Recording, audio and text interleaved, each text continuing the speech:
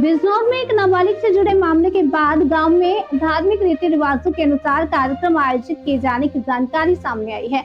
बताया गया कि नाबालिग को पुलिस द्वारा बरामद कर परिजनों की सुपुर्दगी में दिया गया। स्थानीय स्तर पर दावा किया गया कि इसके बाद धार्मिक परंपराओं के अनुसार अनुष्ठान आयोजित किया गया। मामले को लेकर ये भी आरोप लगाए गए कि नाबालिग को दूसरे राज्य से ले जाकर धर्म परिवर्तन करवाया गया था। हालांकि इन आरोपों की स्वतंत्र पुष्टि नहीं हुई है और मामले की जांच संबंधित एजेंसी द्वारा की जा रही है। कार्यक्रम में स्थानीय लोगों और जनप्रतिनिधियों की मौजूदगी की बात भी कही गई, क्योंकि मामला नाबालिग से जुड़ा है, इसलिए उसकी पहचान और तस्वीर सार्वजनिक नहीं की जानी चाहिए। फिलहाल पुलिस पूरे मामले में आगे की जांच और कानूनी प्रक्रिया में जुटी है।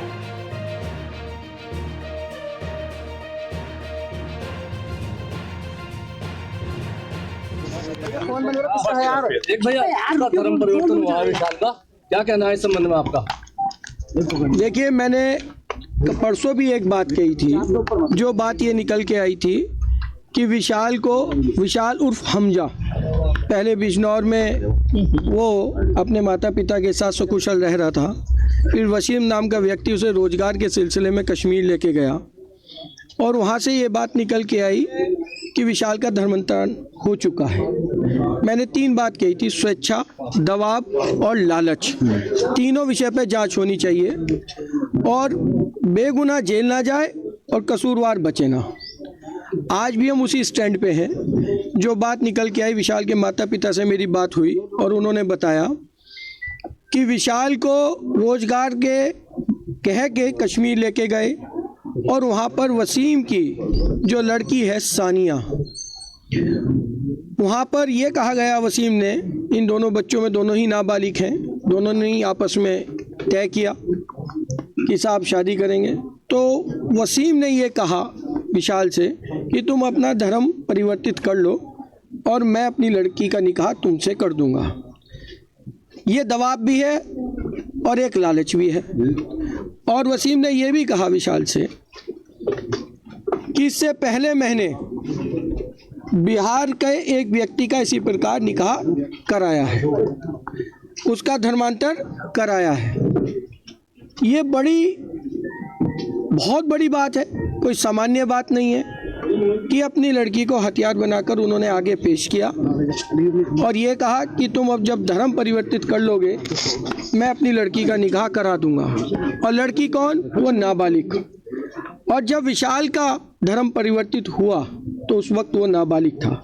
100% वो डॉक्यूमेंट बने होंगे जिसमें उसे बालिग दिखाया गया होगा। जो डॉक्यूमेंट फॉल्स तैयार हुए हैं, उन फॉल्स डॉक्यूमेंट पे गंभीर धाराएं बनती हैं। इस मुकदमे को गंभीर धाराओं में तरमीम किया जाना चाहिए और जिन लोगों ने वो फॉल्स डॉक्यूमेंट बनाए हैं उन्हें भी मुलजिम बनाना चाहिए। और बिजनौर पुलिस को अपनी तत्परता दिखाते हुए इस मुकदमे की तह तक जाना चाहिए। ये मुकदमा यहाँ तक ही ना रह जाए कि विशाल बरामद हो गया और मुकदमे में वसीम के खिलाफ चार्जशीट लगा दी। खाली वसीम ही मुलजिम नहीं है, इसके वसीम के अलावा जिन लोगों ने फर्जी दस्तावेज तैयार किए, जिस काजी ने निकाह पढ़वाया एक नाबालिग बच्चे का, और जो लोग इसमें शामिल हैं वो बारात नुमा निकाल रहे हैं और लड़के विशाल को मस्जिद तक ले जा रहे हैं, वो सब लोग दोषी हैं।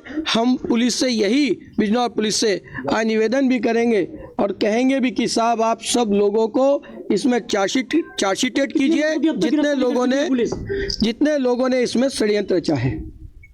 क्या वसीम के अलावा लगता है कि आपको इसमें और लोग भी शामिल हो सकते? 100% फॉल्स डॉक्यूमेंट तैयार हुए। भाई जब उन्हें पता होगा शहर काजी को, जो वहाँ के काजी हैं जिस मस्जिद में ये धर्म परिवर्तित हुआ है, तो निश्चित उन्होंने इसे बालिग दिखाया होगा। और जब बालिग दिखाया है, जिस रजिस्टर में इसे बालिग चढ़ाया होगा तो किसी दस्तावेज के आधार पर चढ़ाया होगा। तो जिन्होंने वो दस्तावेज बनाए हैं, वो दस्तावेज बनाने वाले लोग मुलजिम हैं, वो भी इस मुकदमे में चार्जशीटेड होने चाहिए। अच्छा, इस तरीके जैसे ये नाबालिग बच्चों का धर्मांतर कराना है, लोग जिहादी मानसिकता रखने वाले लोग, क्या इनके खिलाफ तो पुलिस, बिजनौर पुलिस एक अलग वो चलाएगी प्रक्रिया? देखिए, कानून सम्मत कार्रवाई होती है, कानून से ऊपर कोई नहीं है। हमारी BNS और CRPC, इन सेक्शन जो जुर्म बनेगा, इन्हीं सेक्शन में उनके खिलाफ FIR दर्ज होगी, चार्जशीट लगेगी। और मैं स्थानीय पुलिस से ये भी कहूँगा कि खाली वसीम को ही चार्जशीटेड ना करके इस मुकदमे को बंद किया जाए, बल्कि बिजनौर पुलिस को इस मुकदमे की तह तक जाना चाहिए। और जिन लोगों ने फॉल्स डॉक्यूमेंट तैयार करे, जो लोग यहाँ से एक पत्नी दिलाने का लालच अपनी नाबालिग बेटी के रूप में विशाल के साथ कर रहे थे और उसने ये भी एक्सेप्ट किया, विशाल ने ये भी अपने बयान में बताया है, उसके माता पिता ने भी बताया है कि ऐसा काम वसीम ने एक बिहार के हिंदू युवक के साथ भी किया है। ये उसने अपने बयान में अपने माता पिता को भी बताया, हमें भी बताया। तो निश्चित ये पूरी तय खुलनी चाहिए कि वसीम के साथ और कितने लोग इसमें शामिल हैं। बस विशाल जो हमजा बना था, अब क्या वो हिंदू धर्म में परिवर्तित होगा? क्या वो जायज प्रक्रिया होगी? शुद्धिकरण होगा उसका? सनातन धर्म के रूप में विशाल आज उसके माता पिता की सुपुर्दगी में हमारी बिजनौर पुलिस दे रही है।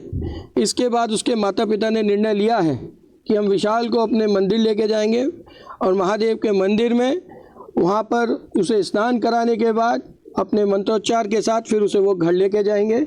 ऐसा उसके माता पिता ने तय किया है और इसी माता पिता की इच्छा के अनुरूप हम लोग उनके साथ खड़े हैं। क्या विशाल के माँ बाप आज आपने मंदिर में, गांव के मंदिर में शुद्धिकरण कराया जी, क्या ये जायज है? हाँ, घर वापसी जो है ना, अगर कोई भटक गया है तो जैसे कोई व्यक्ति रास्ता भटक जाता है तो उसको सही रास्ते पे लाने के लिए धर्म में व्यवस्था है। अच्छा, हाँ, क्योंकि इसका जो वहाँ पर धर्मांतरण हुआ था तो इसको वहाँ ले जाके कलमा पढ़वाया गया और इसको नमाज पढ़वाई गई। ये सब व्यवस्था से उन्होंने सोचा कि ये मुसलमान बन गया। लेकिन वेद मंत्र जो है वो हमें ऐसे अनुमति देता है, हमें अलाउ करता है कि हम उसको पुनः वापस अपने हिंदू धर्म में, सनातन धर्म में ले आएं। और उसके लिए सबसे जो प्रक्रिया, प्रथम प्रक्रिया होती है, प्राण प्रतिष्ठित मूर्ति के सामने ही की जाती है। तो हमने पहले शंकर जी को स्नान करा के उनका जल लिया, गंगा जल जो है, और उससे इस बच्चे को वेद मंत्रों के साथ, अभी आप देखो पंडित जी भी हैं साथ में, हम लोग वेद मंत्र का उच्चारण कर रहे थे। और वेद मंत्र से मानसिक शुद्धि भी होती है, शरीर की शुद्धि तो होती ही है, मानसिक शुद्धि होती है। और ये सारा खेल मन का ही था, क्योंकि मन से ही वो परिवर्तित हुआ था बच्चा, शरीर से परिवर्तित नहीं हुआ, उसको कुछ काटा छाटा नहीं है, लेकिन उसका मन बदल दिया और मन से उसको लगा कि मुझे मुस्लिम बनने में फायदा है, मुझे कुछ लालच मिल गया। तो उसको वेद मंत्र के द्वारा हमने मन से शुद्ध किया।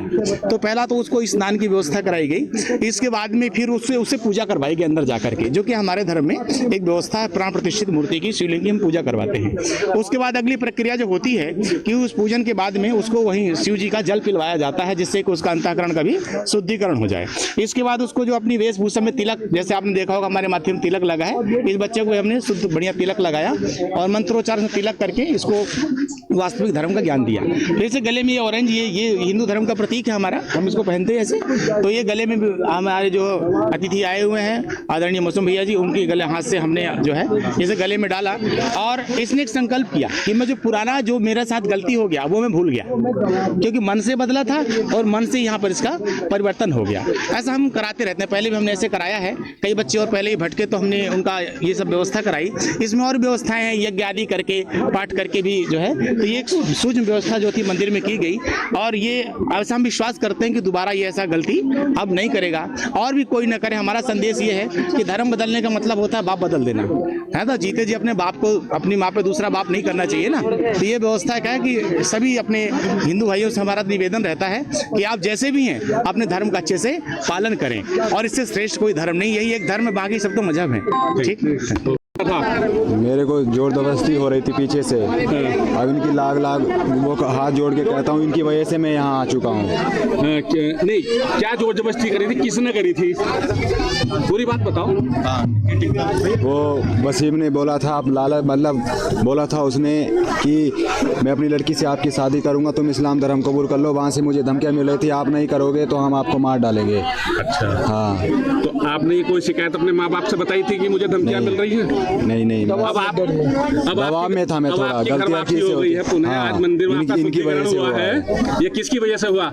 इनकी वजह से। क्या नाम है इनका? मौसम भैया। अच्छा, अब आप घर पर आ गए, खुश हैं आप? हाँ, खुश हूँ बिल्कुल मैं। अब अपने माता पिता के साथ रहेंगे? जी जी। आपका एक वीडियो वायरल हुआ था जिसमें आपने ये कहा था कि मैं अब घर वापसी नहीं करूंगा।